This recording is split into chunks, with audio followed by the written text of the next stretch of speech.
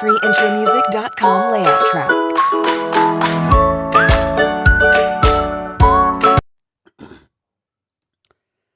Good morning, students.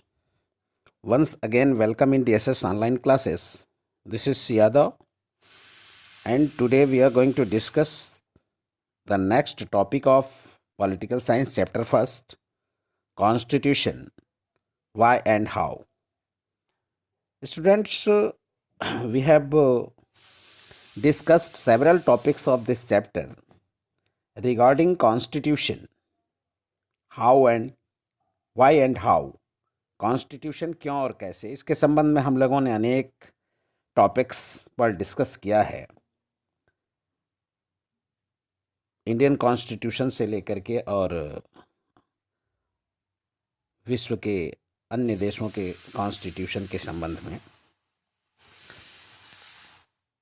And our today's topic is the substantive provisions of a constitution. This is our topic, substantive provisions of a constitution।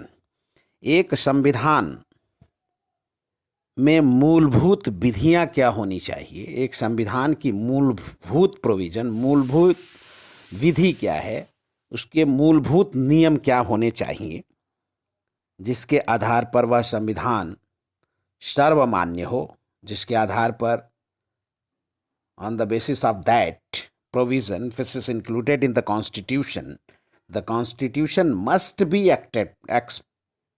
accepted by each and every citizen of the country.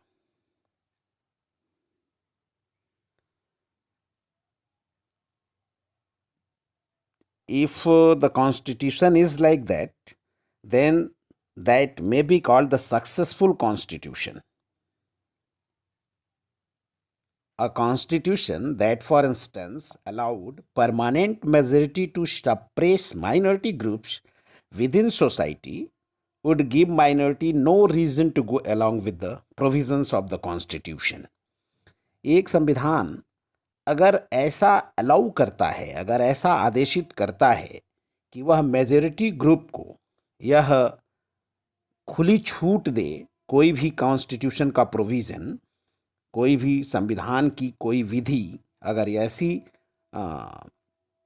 छूट देती है कि कोई majority groups के, यानी बहुमत वाला जो समुदाय है, एक देश में बहुत सारे समुदाय के लोग रहते हैं, अगर किसी बहुमत वाले समुदाय को ऐसी छूट संविधान का कोई भी प्रोविज़न देता है कि वह माइनॉरिटी ग्रुप्स को समाज के अंदर ऑप्रेस करता रहे, उनको दबाता रहे, उनको एक्सप्लॉइट करता रहे, तो there is no reason to go along with the provisions of the constitution for the minority groups। तो माइनॉरिटी ग्रुप का कोई कारण ही नहीं बनता कि माइनॉरिटी ग्रुप वैसे संविधान के साथ जाएगा, क्योंकि उस संविधान में अगर माइनॉरिटी के लिए कोई प्रोविज़न ऐसा नहीं है जो उनको सिक्योर कर सके, तो माइनॉरिटी ग्रुप जो अल्पसंख्यक समूह है, वह समुदाय क्यों जाएगा संविधान के साथ।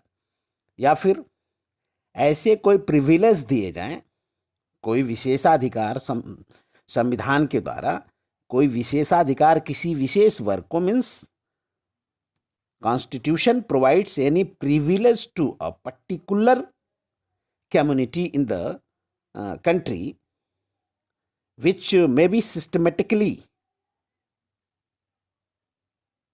entrance the power of small groups in society। Means अगर हम किसी समुदाय को कोई प्रिविलेज दे रहे हैं तो डेफिनेटली किसी को विशेष अधिकार तभी प्राप्त हो सकता है जब किसी के अधिकारों का शोषण किया जाए। ये जाहिर सी बात है कि अगर हम कुछ किसी को अधिक देते हैं तो किसी का हिस्सा काट करके ही देंगे तो उसे अधिक प्राप्त होगा। तो ऐसे संविधान की तरफ सारे लोग क्यों जाएंगे जिस संविधान में इस तरह की व्यवस्था हो कि किसी विशेष सेक्शन ऑफ सोसाइटी को प्रिविलेज दिया जाता हो, तो वैसे संविधान के साथ वह ग्रुप तो नहीं जाएगा जिस ग्रुप को उस प्रिविलेज से परेशानी होती हो।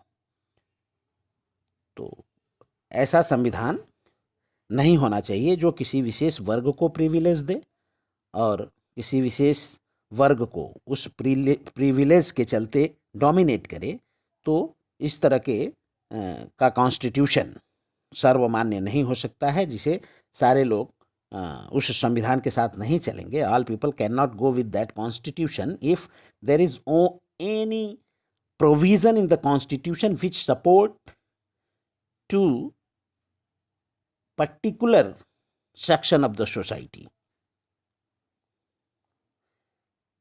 In all over the world, the more constitution preserves the freedom and equality of its members, and the more likely to is to succeed. विश्व में बहुत सारे अधिकांश संविधान ऐसे हैं जो अपने देश की जनता के स्वतंत्रता और समानता की रक्षा करते हैं. मीन्स उन्हें स्वतंत्रता और समानता का अधिकार प्रदान करते हैं, और ऐसे संविधान सफल भी हैं. Does the Indian constitution broadly speaking give everyone to reason to go along with its broad light outlines. Means भारतीय संविधान में ऐसे प्रावधान हैं जिस प्रावधान के चलते इसके लोग, मीन्स भारत के लोग, भारत के संविधान के साथ रहेंगे. इस लेसन को पढ़ने में, जो हमारा यह चैप्टर है, इसको पढ़ने से हमें पता चल जाएगा कि हमारे देश के लोग हमारे संविधान के साथ क्यों रहेंगे. क्योंकि जो भी आउटलाइंस हैं, उस आउटलाइंस के माध्यम से हमें पता चल जाएगा इस बुक को पढ़ने के बाद कि हमारा कॉन्स्टिट्यूशन सर्वमान्य क्यों है. सारे लोग हमारे कॉन्स्टिट्यूशन को क्यों मानेंगे, इसके लिए हमें यह पता चल जाएगा. क्योंकि इंडियन कॉन्स्टिट्यूशन वैसे प्रोविज़न्स कलेक्ट करता है जिस प्रोविज़न के आधार पर एक जस्टिस विद ऑल है. यानी हमारे संविधान के द्वारा सारे लोगों को न्याय की व्यवस्था की गई है, किसी भी पर्टिकुलर कम्युनिटी को प्रिविलेज्ड नहीं किया गया. And today's next topic is balanced institutional design. Balanced institutional design means हमारे कॉन्स्टिट्यूशन में जो इंस्टीट्यूशंस बनाए गए हैं, जो संस्थाएं बनाई गई हैं, उनको संतुलित किया गया है, बैलेंस्ड किया गया है.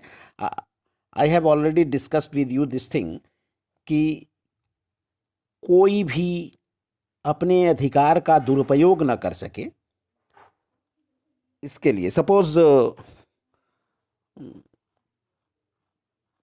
पार्लियामेंट को, हम प्रजातंत्र में पार्लियामेंट को सुप्रीम मानते हैं, पार्लियामेंट में कानून बनाए जाते हैं, and it is the institution of our country. Constitution यह अधिकार प्रदान करता है कि देश में ऐसे इंस्टीट्यूशंस हों जो चेक एंड बैलेंस का काम करें. चेक एंड बैलेंस आप लोग इसको पढ़े होंगे पहले. Check and balance means all the institutions which are provided by the constitution of our country, in them there is a system that is check and balance. Means power को check करना, power की जांच करना कि कोई भी व्यक्ति, कोई भी इंस्टीट्यूशन, कोई भी संस्था अपने अधिकारों से अधिक तो काम नहीं कर रही है. Means out of the way जा कर के कोई इंस्टीट्यूशन काम तो नहीं कर रहा है. मीन्स यदि हम आउट ऑफ द वे काम करेंगे तो डेफिनेटली राइट्स वायलेट होंगे. तो डेमोक्रेसी में इन सब चीज़ों का ध्यान रखा जाता है. Regarding our constitution, when it is well crafted constitution fragments power of society intelligently so that so single group can subvert the constitution. इस तरह से फ्रैगमेंट्स किया गया है कॉन्स्टिट्यूशन में. पावर्स का फ्रैगमेंट्स यानी पावर्स को टुकड़े टुकड़े में बांट करके प्रोवाइड किया गया है कि इसको कोई सबवर्ट ना कर सके. मीन्स इसको कोई, संविधान को कोई विध्वंस न कर सके, संविधान को कोई नष्ट न कर सके. इस तरह से to ensure that no single institution acquires monopoly of power. Means कोई भी एक इंस्टीट्यूशन जो कॉन्स्टिट्यूशन का है वह कोई विशेष रणनीति अपना करके शक्तियों को अधिगृहित न कर ले, इसलिए फ्रैगमेंट्स ऑफ पावर्स की व्यवस्था हमारे कॉन्स्टिट्यूशन में है। और इस fragmenting power across different institutions in our country, the Indian constitution example के तौर पर आप हम देख सकते हैं कि इंडियन कॉन्स्टिट्यूशन को हॉरिजेंटली जो है फ्रैगमेंट्स किया गया है, जो पावर्स को हॉरिजेंटली फ्रैगमेंट्स किया गया है डिफरेंट इंस्टीट्यूशंस में। तो ये horizontally legislature, executive and judiciary, इसको हम लोग पहले भी डिस्कस किए हैं कि हमारा जो कॉन्स्टिट्यूशन है वह हॉरिजेंटली पावर को फ्रैगमेंट करता है लेजिस्लेचर, एग्जीक्यूटिव और जुडिशरी में। You know what is the function of legislature and what is the function of executive and judiciary. Legislature means विधायिका, इसका क्या वर्क है? विधायिका का वर्क है विधि बनाना, कानून बनाना, कंस्ट्रक्शन ऑफ लॉ। तो कंस्ट्रक्शन ऑफ लॉ, सपोज करिए कि जो हम लीडर्स को इलेक्ट करके अपने रिप्रेजेंटेटिव्स को जो हम भेजते हैं, यू नो हमारे देश में डेमोक्रेसी है, लेकिन हमारे देश में रिप्रेजेंटेटिव डेमोक्रेसी है। रिप्रेजेंटेटिव डेमोक्रेसी, तो we do not participate directly in making law, but our representatives who are elected by us, they represent us in parliament and they form the law. So those representatives, if they want to misuse the power, but they cannot, वे ऐसा कर नहीं सकते क्योंकि check and balance का system है। Check and balance में legislature जो कानून बनाता है, फिर उसके बाद एग्जीक्यूटिव उसे इम्प्लीमेंट करती है, फिर उसके बाद जुडिशरी न्यायपालिका की व्यवस्था की गई है, जो न्यायपालिका इन दोनों पर, लेजिस्लेचर और एग्जीक्यूटिव इन दोनों पर अपनी निगाह लगाती है, दृष्टि डालती है कि कोई भी इंस्टीट्यूशन पावर्स का गलत इस्तेमाल ना कर सकें। इसके अलावा भी in spite of them, legislature, executive and judiciary, there are several institutions जो स्टैट्यूटरी बॉडीज होती हैं, जो संवैधानिक संस्थाएं होती हैं, like election commission. This ensures that even if one institution wants to subvert the constitution, others can check its transgressions. जो अगर कोई एक इंस्टीट्यूशन कॉन्स्टिट्यूशन को सबवर्ट करना चाहता है, विध्वंस करना चाहता है, तो दूसरे इंस्टीट्यूशन इसको क्या करते हैं, इसको चेक करते हैं, इस पर ब्रेक लगा देते हैं, क्योंकि ये फ्रैगमेंट्स ऑफ पावर्स हमारे कॉन्स्टिट्यूशन में दिया गया है कि शक्तियों का विभाजन किया गया है और शक्तियां अलग अलग संस्थाओं को दी गई हैं जो एक दूसरे को चेक करेंगी और उस चेक करके उसको बैलेंस करेंगी।